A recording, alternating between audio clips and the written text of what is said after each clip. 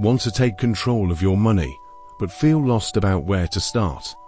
Financial literacy is your key to freedom, and today, I'll guide you through the basics of investing for beginners. Hi. Financial literacy means understanding how money works so you can make smart choices.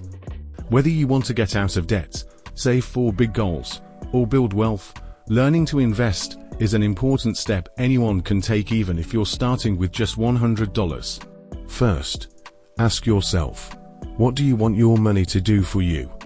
Maybe it's buying a home, retiring comfortably, or creating a safety net. Clear goals help you stay focused and pick the right investments. Before investing, save enough money to cover 3 to 6 months of living expenses. This emergency fund keeps you protected when life throws surprises your way, so you don't have to sell your investments early.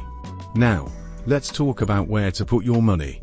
Stocks let you own part of a company and can grow fast, but they can also be risky.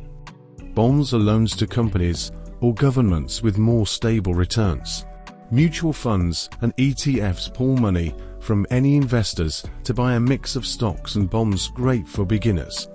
Start with small amounts you're comfortable with and spread your money across different investments. This diversification lowers your risk and helps your portfolio grow steadily over time. Platforms like Robinhood, Acorns, and Fidelity make investing simple and affordable. Explore their beginner-friendly tools to start buying stocks or funds with just a few taps. Remember, financial literacy is a journey, not a race. Keep learning, be patient, and watch your wealth grow. If this video helped you, please like and subscribe for more personal finance tips that anyone can understand.